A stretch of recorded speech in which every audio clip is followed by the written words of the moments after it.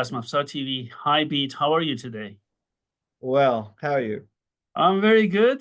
So it's we are not talking about we are very, very special time because soon we are going to reach 10K, 10,000 subscribers on our channel.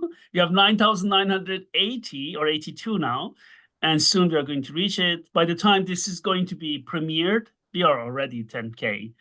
So I'm very happy. How is the weather there? Is it cold, warm? It cooled right down. It's 24 degrees at 9:30 in the afternoon or 9:45. That's very nice. Had a light rain today, not heavy rain. We've been alternating between really hot days and then thunderstorms and really heavy rain and then back again.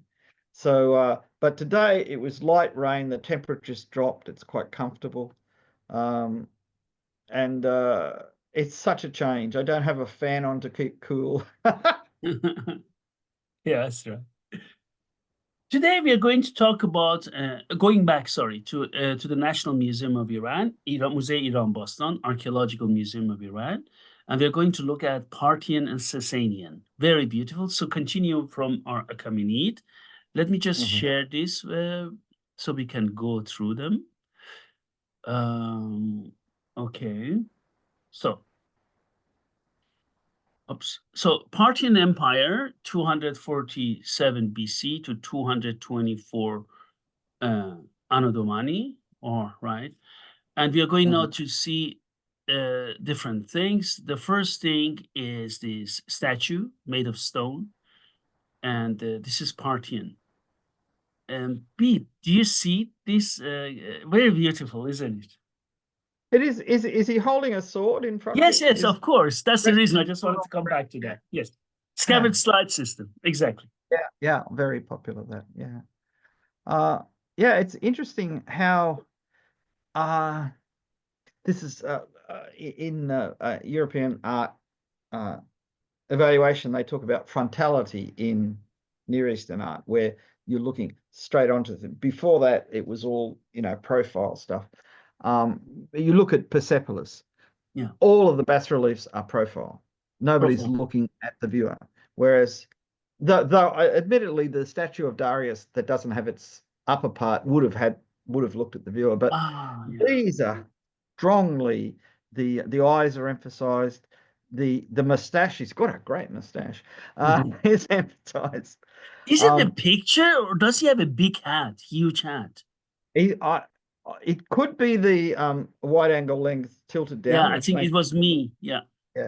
But I think he might have a big head in general, because Parthians, they went for big hair. They liked a lot of hair. I'm just looking at. It's hard to tell whether the sword, it's just the sword slide, or is his robe tucked up in the front? You know the Nimrud Dag, where the enormous tomb for the king of Commagene, Antiochus, I think his name was. The figures of Mithra and the king, they're wearing long robes, but they have like a little thing that goes from a belt underneath that pulls up the front of the robe so they can walk more easily or get on a horse more easily. And I'm just wondering if this is the same thing, because that was in the hundreds, either BC or AD. So it was not too far, it was certainly within the period of the Parthian Empire. Pete, do you look at that? Do you look at this? It has two colors. It was because it was exposed to some natural elements. You see that? Yeah. So it was halfway buried or halfway out or something like that. Or Something maybe like he's, that. Yeah. Oh see, of yeah, course, could be. Yeah. as numerous people have pointed out, statues in the ancient world were painted, Painted. Yeah. and this was probably painted too. Yes. Yes. I mean, Definitely. that they were strongly um, emphasized the color of the clothes of people's hair and things like that. Uh, and we're not going to see many things like that because the colors fade. I think the nearest thing we come to it are some of the sculptures in Dunhuang in northwestern China in the big Buddhist caves, where there's stuff from maybe a 400 or 500 years after this was made, where they've still got um, terracotta statues or clay-based statues completely painted, and the paint is still there because they were walled up inside a room for 1500 years or something like that. But it's very rare when things are buried that much of the paint survives. Uh, Having said that, it's not necessary to get a feeling for it. To me, I'm having a bit of trouble with I think he's wearing a long-sleeved garment. Yeah. Here, I think I opening down pointed the, out. Please look at the cursor. Look. yeah, yeah, you can see the curls of the sleeves. I mean, you could mistake it for a Greek wearing a himation, wrapped around him, but it's not that shape and it's not that texture. So I think it's like um, a long sleeved tunic of some sort, maybe mid calf length, tucked up in the front to make it easy to walk. Um, Something like the Arab thob, the long shirt-like garment that reaches to your ankles, uh, which is a really old tradition in the Middle East. But the Parthians wore trousers as well, so often they didn't make them as long. And when you look at, say, the Achaemenid bas reliefs showing people in median dress, as people like to call it, though it's Persian dress, um, the upper garment is basically just like a shirt you pull over your head. And then Yes. you've got a coat-like garment that goes over that may or may not button up the front. But Yes. the Parthians had different um, clothing styles because they were more freshly out of Central Asia than, say, the Persians were. I mean, they Yes. were Iranian, they spoke an Iranian language. Oh, definitely. In Iranian history and historians, Parthians, there is no doubt. And also from many professors in Iranian studies, like late Professor Frein, they were Iranians, But of course. There are some. they're all together. It's all a family. It's not, they were just a different group of rulers. Yes. I mean, And that happened. you know that Iran has been always, they're Iranians and a multi-ethnic country, right? This Oh is yeah. something which we should never I mean, forget about Iran. Yeah. it's an ancient thing in Iran that goes on until today Yes. because there's more than one group of people there. There's more than one linguistic family. You've got, like Indo-European, you've got Turkic languages. So Yes. it's diverse. Plus Yes. the fact historically there are all kinds of people moving in.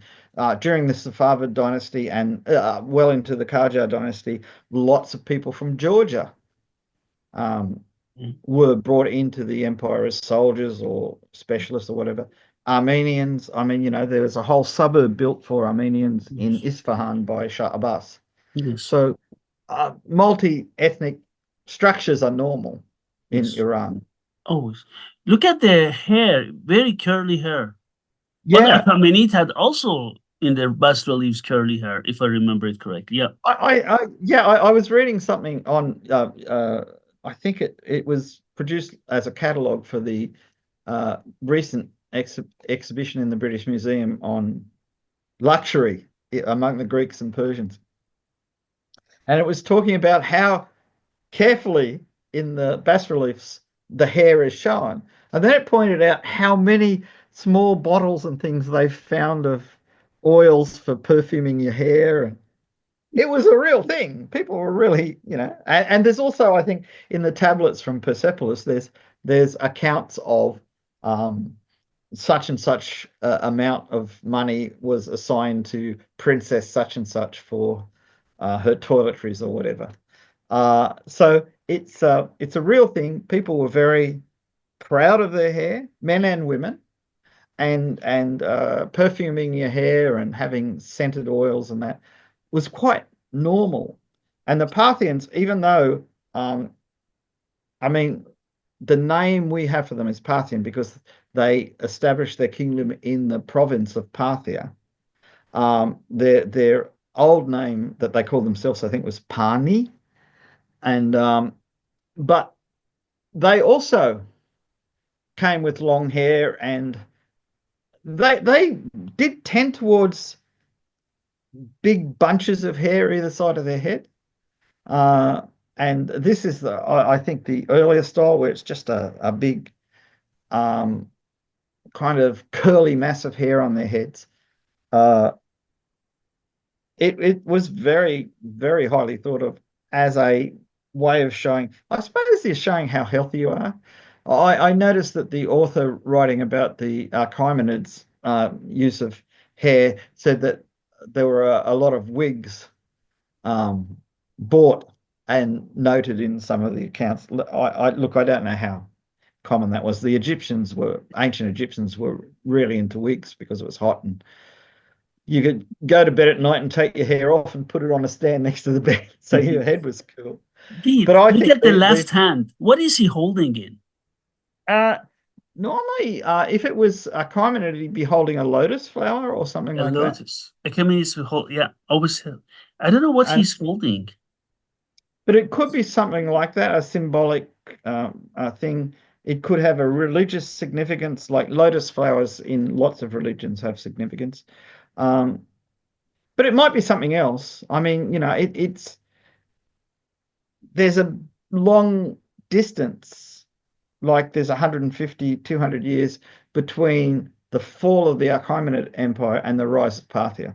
Yeah. I mean, Mithridates, the first, started expanding, or is it the second?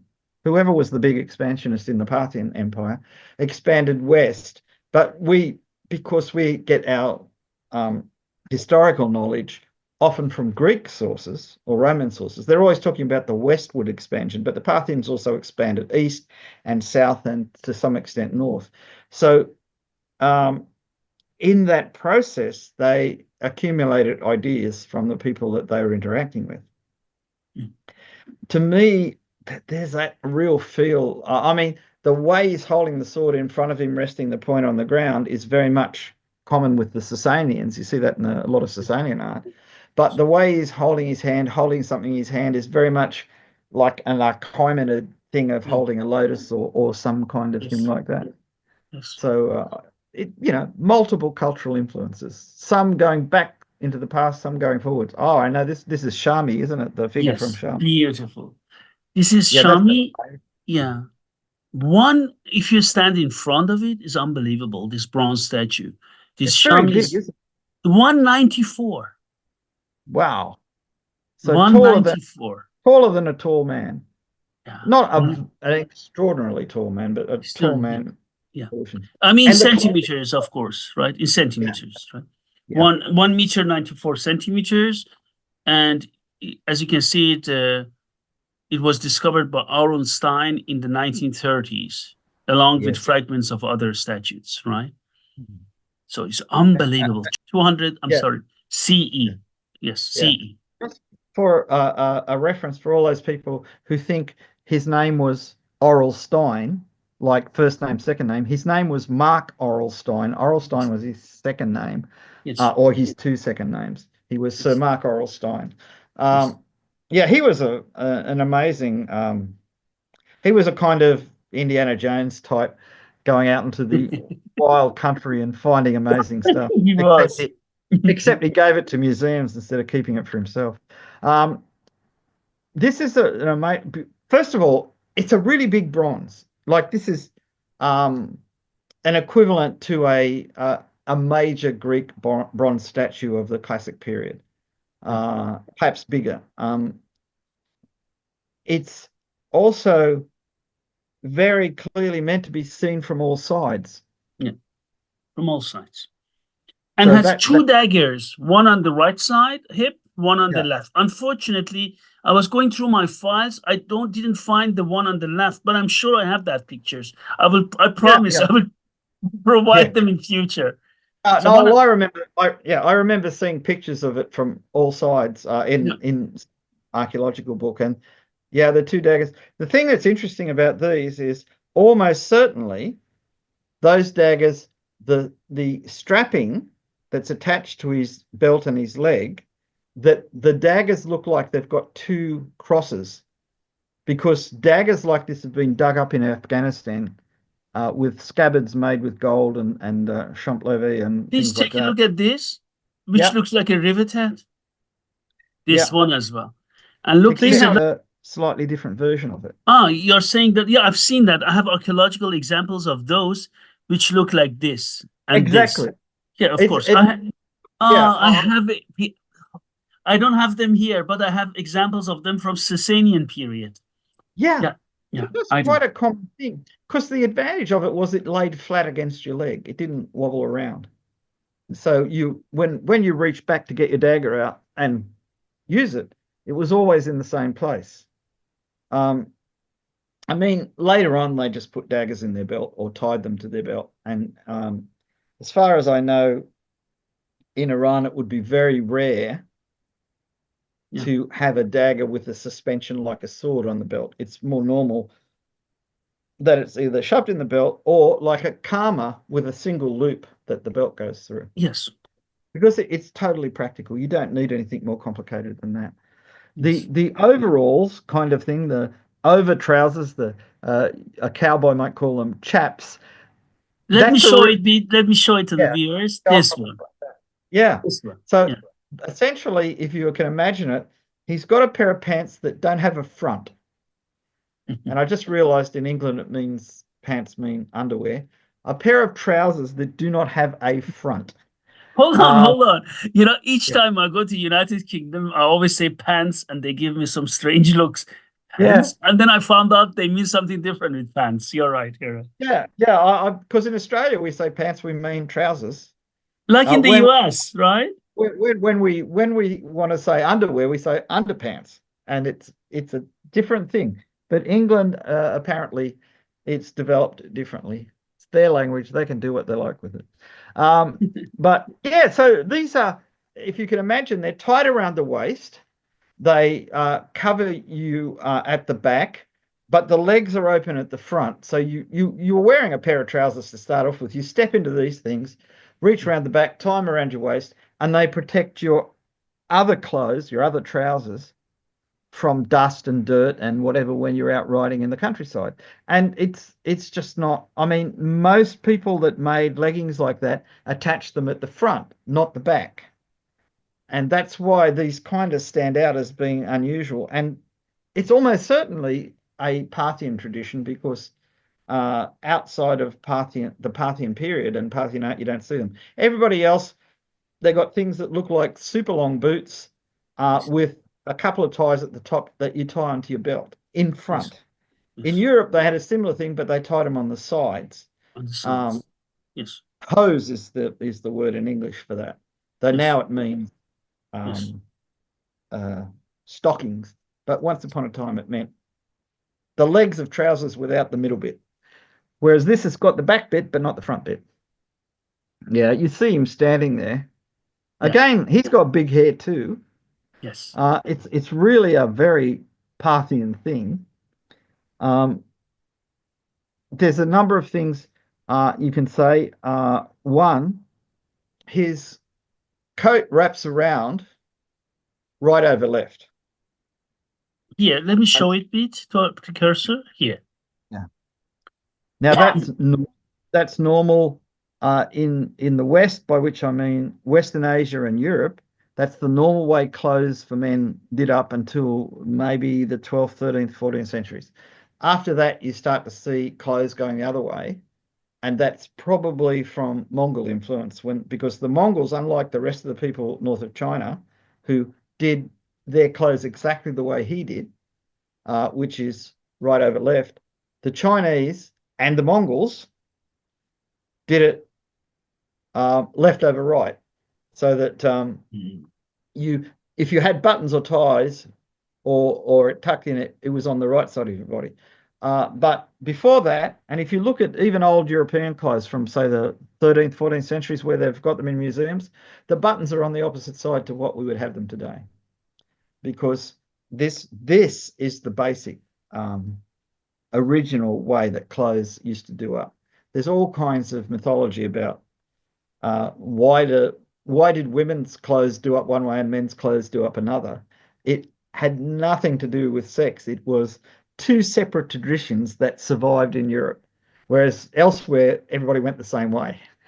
When the fashion changed, everything changed. Is that his arm or is it another No, arm? unfortunately not. I asked. It's not, unfortunately. Still, it's a very, very well sculptured arm. Very. I think it would have fit, right? Yeah, Oh yeah, yeah. it Because I would mean, have. it's amazing this survived at all. Because bronze is a reusable material. Mostly, Yes. find a broken bronze statue, you put it in the furnace and you make bronze things out of it, tools Yes. or oh, of course, ewers for water, pots, pans, because it's Look really at good the stuff. hand. It's so nice. Look how Yeah, intricate. it's so relaxed and natural. Mhm. Probably it might have been holding something, or it might have been making an offering. Yeah. So hard to tell when you've only got the arm. But the Yes. quality of the bronze, I mean, in this is southwestern Iran, this was found. Shami's in Yeah. southwestern Iran, isn't it? Yes. Southwest. And that's going back like 1,500 years from when this was made. The Elamites were making big bronze statues too. So Yes. there's a long tradition of complex bronze Yes. casting on a large scale Yes. in this area of Iran for Just thousands of years. Yeah, just go. In my book, Arms and Armor from Iran, you can see four Parthian swords, and also you can see also daggers and spearheads. There are other examples here. Look at this. You know how long it is. Look at this bead. This is a long arm for a very huge man, right? So this is like a Mhm. short sword, right? You see that bead, right? It's really beautiful. Do you see that? Double Yeah, edged. say maybe the blade is about that long. Yeah, yeah, exactly. Yeah. It's like a So kame. Let's put it like that. It's like a kame, right? yeah. So it's big enough to use to fight by itself, Yeah. but less than half the size of a full length sword. Uh it's if you didn't know it was from Iran and you didn't know what century it was from, it looks awfully like a medieval European dagger, doesn't it? The auction, no, these are excavated. The auction houses would have sold it as medieval European dagger, exactly. Oh, look, as a person that's interested in archery equipment, the number of things that get sold in European auctions as Roman thumb rings, when Roman archers rings, Roman thumb rings. What was the other one? I saw a whole heap of Chinese arrowheads being sold as late Roman arrowheads. And these are a distinctive step type that didn't arrive in the West until about 300 years after these things were supposed to be found. So yeah, I think people are buying them in bulk in China because when they build a new subway station in China, they're just as likely to hit a giant armory full of stuff. And I mean, there's only so much room in museums. Yes, exactly. Also, And look at this one. This yeah, spearhead is also very beautiful. Socketed. Do you see that bead? yeah, a long thin socket, kind of like swelling at the base. Yeah, Um, that would be good for stabbing, but it's got a bit of potential for cutting as yeah, well as well. because there's got quite a long edge Yeah, and a it rib is. down the center of the blade too. A rib. Let me show it to our viewers. Rib. That's what bead Yeah, means. A mid rib. Yeah, yeah. exactly. So a good strong for either a spear or a lance. You could use it on horseback or you could Yeah, use it absolutely. on. And a very And nice axe. Look at the axe. yeah, narrow blade for going through helmets. Yeah. This Yeah. is this is not somebody's axe for cutting down trees. This No. this is for hitting people in the head. Exactly. Yeah, Yes. that's quite a serious axe. Yes. Um, Yes. I mean, you know, people from Poland in the 19th century would recognize axes like that because they Yes. were still a popular thing. Yeah. Um, Yes. Look at this, because please. Now oh, it's that's better. oh Now this yeah, one is better. We can look at them better. yeah. That makes the spear much more much clearer. And Yeah. you know, this straight crossguard, think about this. These have got these straight crossguards, and I'm trying to think anywhere else in the world at that time that had straight crossguards like that, and I can't. At the time this was made, Romans had gladiuses that had just like a bulbous wood Yeah, you handguard are front, right. You're right. Good and comparison. maybe Yeah. the Greek Xyphos from a few hundred years earlier, but it was a big blocky crossguard, Yeah. not this kind of elegant, just enough steel to protect your hand, Yeah. but not enough to make an overly heavy weapon. Yeah. Yeah, it's really interesting when you see that and realize how strong in particularly in the Western Iranian area was this idea of swords and daggers with crossguards. Yeah. Very strong. I Absolutely. mean cruciform crossguards, not I mean everything had some kind of thing at the top of the blade, either to stop your hand going forward when you're stabbed or to give you. Very few of them before the Oh, end of the ages sorry. had protections to defend the hand so much. They were more to stop the hand sliding forward. Like if you look at Chinese swords from the Han Dynasty, which are roughly the same period as this, they Yeah. had a very little crossguard whose main purpose is to stop your hand sliding down the sword when you stab somebody Yeah. and you're cutting yourself, not so much to stop a blade coming in because you used your shield for that. Yes. Um, but these, not definitely proper crossguards in the way that we Yes. would normally accept them in, you know, like medieval and later weapons. Oh, these are nice. These are nice. Yes. Bronze handles, they call it the museum. I don't know Yeah. what they use them for. Well, I mean, I depending on how big they could be door knocker door handles for Mhm. opening big doors. They could be on the sides of chests for carrying them.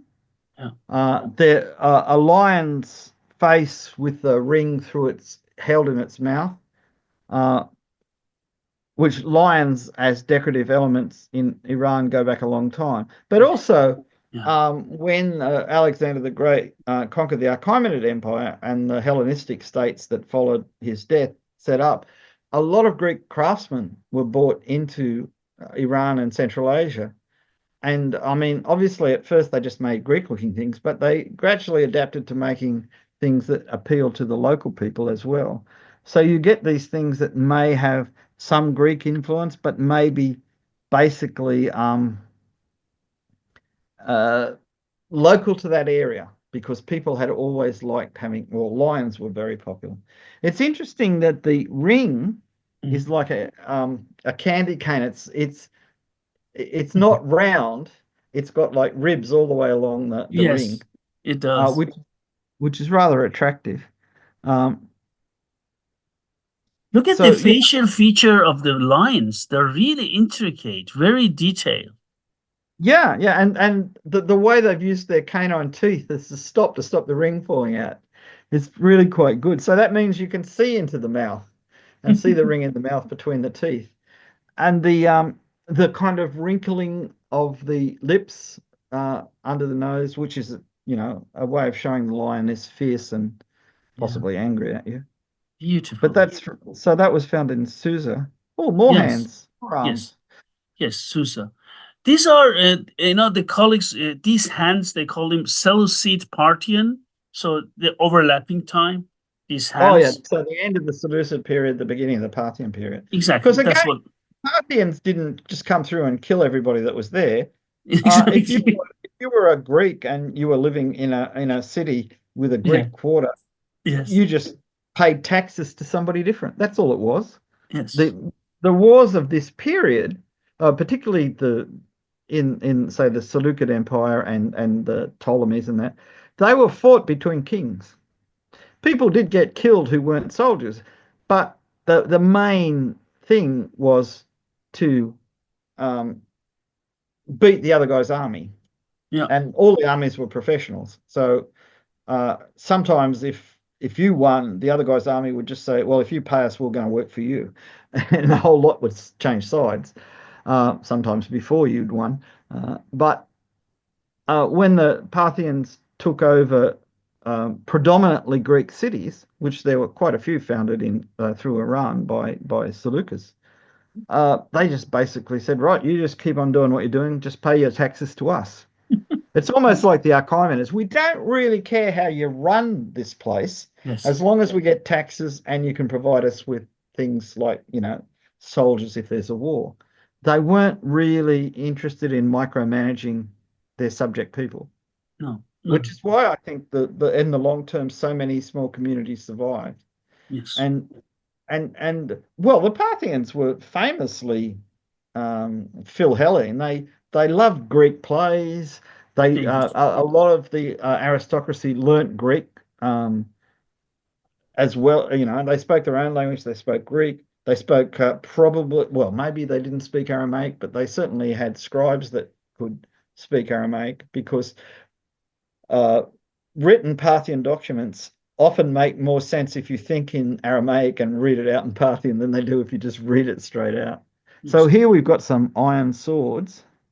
Yeah, these are from, you can see them because I put it one picture from my book. You can find four more Yeah. and many more daggers and armor, because these Yeah. are from the open exhibition, running exhibition, but these are from the book, so they have many more Parthian objects, right? So Yeah. for our So viewers, these are all straight two-edged swords. yes, all of them, all of them. Um, which, when you think of it, they're shown point up, which is the way you would hold a sword anyway. This is how you displayed swords normally.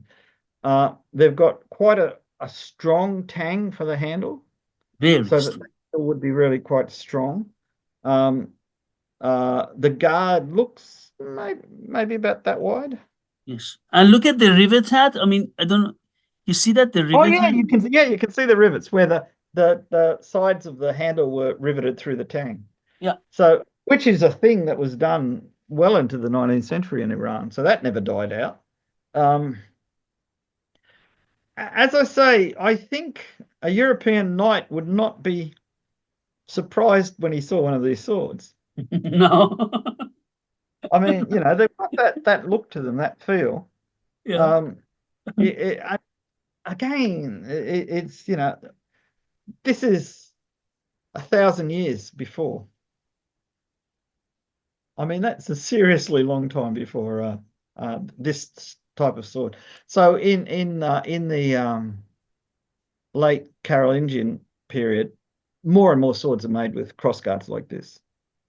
But in Iran, in the Parthian era, they were the normal swords. Yes. And at the time these were being made, they were worn with a sword slide, which is a fitting on the scabbard that provides a loop that runs down the scabbard that a belt goes through, so that the sword hangs vertically. And there are Viking swords that have this kind of suspension on them. There are obviously in the Han Dynasty and earlier in China, this was the most common way of suspending a sword. So this is a Eurasian-wide tradition. In fact, I have a book on my bookcase over there, that thick, just about sword slides and the history of them in Eurasia. Yes. Um, Scabbard slide system. I have the book as well. I forgot the title. It's very beautiful one. Yeah, that's right. yeah, it's really well done, and Yes. it makes you realize, like, there are actual Chinese swords that have been found in Iran and in Ukraine, and that in tombs and whatever. Pardon me. That Yes. show that whole technologies moved from one side to the other. And you Yes. have the Allans who were like in the north of the Black Sea, when they migrated west, they brought all this technology with Okay. them, and So they. these are these Parthian swords, and you can Mhm. see in the book, yes, and we described that. Bede also talked about them. We talked about them. So I handled them. They're really an interesting thing about these are still, because they're excavated as well, they're still solid when you hold them. You have Yeah, gloves and you hold them. Really yeah. good material. Honestly, I once picked up a 1500 BCE sword, iron sword. Mm. One of the really, it was excavated under very strange circumstances during the First World War. Yeah. And I was surprised Yeah. by if you keep moisture away from iron swords, even if they rust on the surface, they still retain their structure. It's Yeah. when they're in oxygen-rich, moist environments, that's when they really deteriorate fast. Yes. Um, Absolutely. yeah, it's amazing when you pick them up. I mean, obviously there are weight differences because iron oxide isn't the same weight as pure iron, so that the rust weighs a different amount than the regular iron. But you do get a good feel for the weight and balance of the swords to some extent, depending on the damage levels. Um, so yeah, So, it's amazing when you get to actually touch them, even with gloves on. okay. Oh, Yeah, this is your love it. You're going to love it. This is number one. And so this is part of a bronze hat of a Seleucid ruler in Shami, in Khuzestan, Seleucid period. yeah. I think this is number one. And Mhm. number two, a three-dimensional model of the bronze face of the Seleucid ruler. Also, Aren't they it's been, beautiful? yeah, They're yeah. really Isn't it beautiful. amazing that, we've got essentially Greek works of art being produced here, and 10 or 20 years later, Yeah. purely Parthian ones are being produced. And you've got, is it Kangi Salvak, where they've got these bas reliefs on the rock face of people Yes. in lamellar armor and all kinds of Yes. things. Yes. So it's a rich artistic tradition. It is a shame a lot more hasn't survived. I think modern people miss out on the real richness of the visual environment that people lived in then. When you combine this kind of work, you had, as I said, within Iran, Greek cities with Greek sculptures and Greek temples, and next door you had um, effectively Persian Parthian art as well. And the same craftsman probably went from one to the other Yes. Yes. without Very too much trouble. beautiful. Very beautiful. And if oh, yeah, you can see them better here. Yeah, yeah. It looks better when his eyes are because the crushed bronze one is he looks Yeah. like he's stroke or something. Yeah, I But think so. yeah, Yeah. when it's all straightened out and put together, he looks Yeah. just like a young man. Yeah. And this one's, let me just see, is number 8 and 9. If we come, excuse me, to number Yeah, 8, let me see if I can read them. Terracotta had a woman, Susa Khuzestan, also from Seleucid period, yeah, 331 to 250. So number 8, let me see. This is this one, Beat. Yes, Beat. yeah. So it's a vase in the shape of a woman's head. Oh, Um, that's nice. It's a vase, yeah. yeah, because Beautiful. so she's actually got a pot on her head as a crown, like a Yeah. person carrying a container of water on their head. Yeah, yeah. But she's back hollow, and she would be a vase herself. Yes. Um, and look at the way the leaves come up around And the number pot. 9, what is number 9? Bas relief of Hercules, the god Yeah, of war in ancient Greece. Susa Khuzestan. Oh, that's interesting. That's one. yeah. There's Hercules. there's a, yeah there's a lot of statues. Well, using the Greek form Heracles or the Roman form Hercules.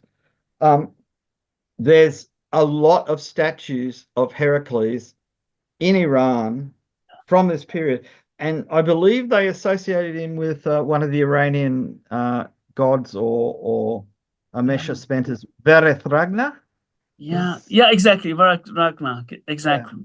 yeah. So he was the god of victory and things like Yes, that. god of victory. Yes. And so basically we've got this sculpture of Heracles. He reminds us of this. Well, we'll just use this. We don't have to change it. It's good enough. Um, And look at this bead. No, oh my God. Beautiful, huh? yeah. These are excavated bead. And number 10, let me just go to number 10. Who is this guy, Mhm. number 10? Excuse me. It's Number two. rather. Oh, I cannot read it. This is also Seleucid period. It is no, I can't read it. My apologies. Does But I he? don't. He looks like he's got a mustache. Has he got a mustache? Yeah, he does. Look, See he that? has a mustache of Shah Abbas. Yeah, yeah, one of the big ones. Uh, he's kind of like he looks a bit Greek, but the mustache is very much Iranian. So Yeah. he's kind of halfway between one thing or the other. Yeah. Might even be a portrait of somebody. Uh, Beautiful. yeah, and the bronze figures in the front are really attractive too. Very attractive bead. And now we have here, for example, number 16, if I may read it, number 16. Can I? Oh, it's not here, is it? Oh, Oh, yeah. yes, it is. Yes, it is, I think. Or is that, am I? Oh, it's really hard for me 12, to read. 13. Yeah, it's 17, but where is the 16? So somewhere else, but doesn't matter. Yeah. But look at this 16. Oh, So that looks like Silenus, yeah, or one of the that kind of spirit creatures, wood nymphy, well, the male version of wood nymphs. Um, so a spirit of the place. yeah. Uh, but whether the local people saw it as that, or just saw it as a man with a good beard, it's very difficult to say without seeing the rest of the sculpture. No. See, some of these look like they're in the process of working out an iconography for local people's features and local people's way of dressing their hair, as opposed to the kind of standard Hellenistic version that they would have got from the Seleucids. Coffin, yes. Yeah. And look at this coffin, the Hmm. lid of it, right? Look, Wow, look. that's amazing. Amazing. It's, Yeah, these Parthian coffins, because as you know that we don't have them during Sasanian period, because they were really practitioners of Zoroastrianism, right? yeah. But from Parthian periods, they buried. We have many Because- book in I have a book in Persian. No, again, I buried it as usual. I need the all my books are above each other. So, yeah, and this is in Persian, a very good research on all Parthian tombs and graves where they put the tombs and graves. It's a research on them. It's a very nice one. So it's all over the because place. I think in archaeological references to Susa pre-Persian period, they talk of, I think, slipper coffins because they're the basic outline of a shoe, um, being quite a common thing going back thousands of years in that area. So it'd be interesting because in Central Asia, where the Parthians came from, this kind of coffin was not very common. So they may have come into the main part of Iran and adopted a local custom for burial because they Yeah. liked it, and then spread it back through Iran. I mean, the stylized head and features, um, actually, it's really quite striking when you look at it. Yeah, very. When you stand in front of it, you get such an energy vibe from it. I'm not superstitious, but there's unbelievable something about this. Yeah, but see, it's art, and it's talking straight to your brain, Yeah, and you can some art is just so powerful, yeah, and when you know it's a coffin, and you know this is how they wanted the person's memory to go on. Maybe this is maybe they're showing what they thought the person looked like. Maybe they're showing what they thought the spirit of the person looked like. It doesn't really matter. It's deep feeling by the people that have buried this person. They really, they've got a very high regard for them, and they have a culture that yeah. does this. I mean, it's Oh, you see that? You see, look at the hair. yeah. They did love their hair. Yes. They like hats as well. We've got to admit that. But there's a Yeah. whole lot of Parthians just wearing a diadem, like a ribbon Yes. around their head, and just Yes. particularly big masses of curly hair on the sides of their heads. Yeah. Uh, oh, it's so commonly depicted that it must be a real thing. And this Oh, is that, one from Badr Neshande in Khuzestan, is also yeah. from stone relief. Mead, look at this. What is he wearing? I think he is wearing a tunic with embroidered panels down the front. Ah, And I think he's got a coat over it that's just hanging open down the front. He may have a big necklace as well. mm, So if you have a look at some of the tomb sculptures in Hatra, mhm. uh, they always say, oh, they're dressed like Parthians. Well, here's a Parthian dressed like that. This is what the Hatra ones were demonstrating. So you had your tunic, which is like a shirt you pulled over your head. It has embroidery down here. It possibly had embroidery across there as well. Um, from the neckline down to the hem of um, the tunic, and then probably around the bottom. Uh, it This fashion gradually moved west, and it starts to appear in late Roman uh, things as well. I think you can see like paintings of this from Dura Europos, maybe a bit simpler, but this one they've gone to a lot of trouble to show. He's holding something in his hand, but I can't work out what it is. Yeah, He's got one arm up and one hand, down yeah, below this it. one.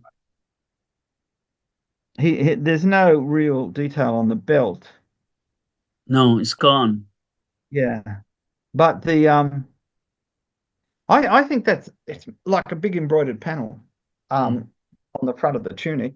Um, I mean, as late as the 19th century in, say, Palestine, they used to have embroidery like that on women's thobs, the long shirt-like garment. So Mhm. this is an old tradition that's lasted into modern times. Right. Yes, right. The patterning, you can see there's big rings down the center, and then there's these little crisscrossy things running down each side of that. I mean, maybe it's meant that the whole of the tunic is completely covered in patterns, and the coat is producing that um, a line down either side to separate it. And I'm looking at, because I'm used to excavated materials, having woven in or applied bands of decoration down the center of the front.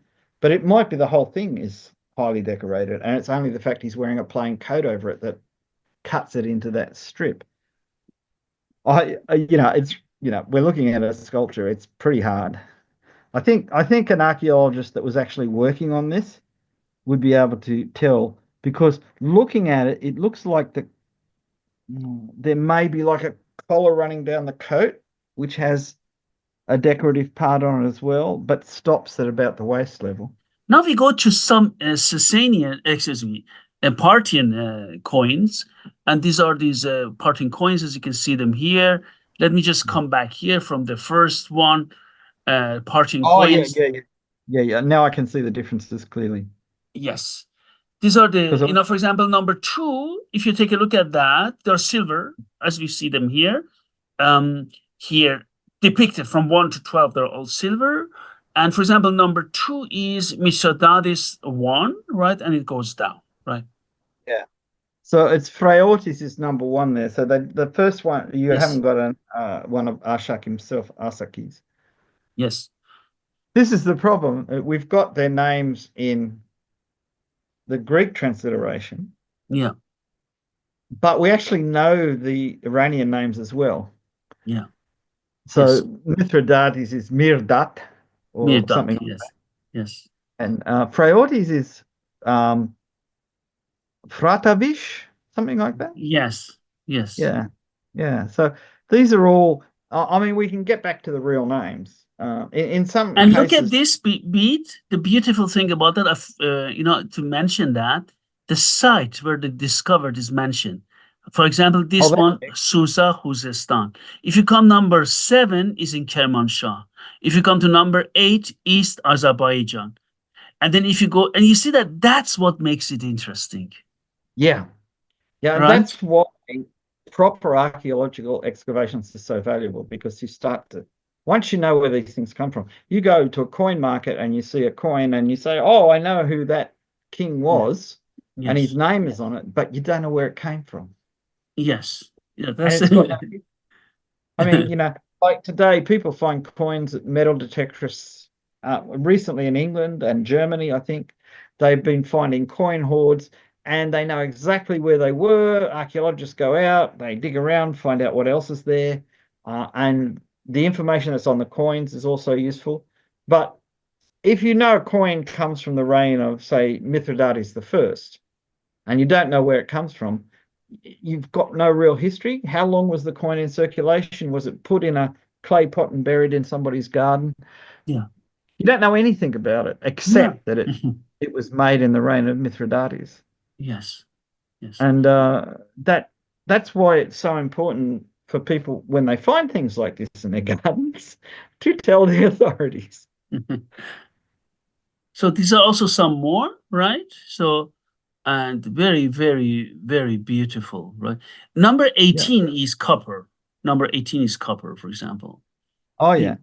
Number 22 is facing outwards Yeah, to to the the audience. audience. Yes. We're the audience. Yes. And you Beautiful. can see the two bunches of hair either side of his head. Like the Parthian statue we saw before, right? Yeah.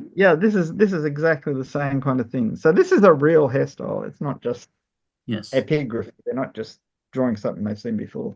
Because most of the time they show them in profile. And Yes. a lot of the time with the Parthians, they're wearing hats. Yeah.